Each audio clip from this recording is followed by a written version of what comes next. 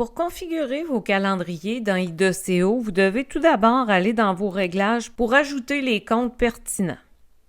Alors, je suis dans Réglages, vous descendez jusqu'à Calendrier et on voit ici, moi, que j'ai 4 comptes de configurer et que je pourrais en ajouter d'autres.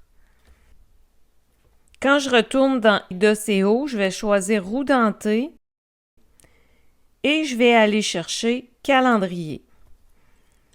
Alors, selon les comptes, on peut avoir plus d'un calendrier de configurer. Je vais choisir uniquement ceux qui m'intéressent pour qu'ils s'affichent à l'intérieur de mon planificateur ou encore de mon horaire. Donc, j'ai sélectionné ceux que je souhaitais avoir. Dans ma vue horaire, je vais voir que mes calendriers, selon la couleur, sont présents, ainsi que dans Planner.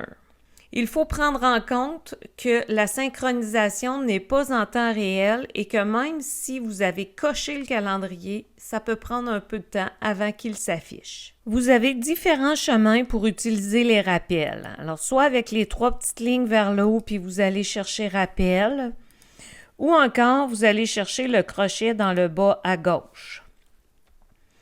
Si vous avez importé les dates d'anniversaire, par exemple, des élèves, elles s'afficheront ici. En ce qui a trait au calendrier, c'est-à-dire les événements, ils vont s'afficher ici. Vous pourrez à tout moment ajouter un rappel, lui mettre une alerte selon vos besoins.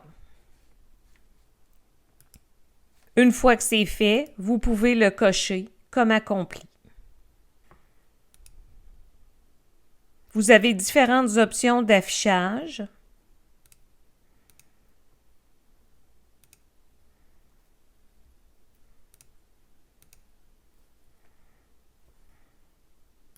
Et finalement, le e-Backpack vous permet d'ajouter des ressources depuis n'importe quelle application et de la glisser-déposer n'importe où.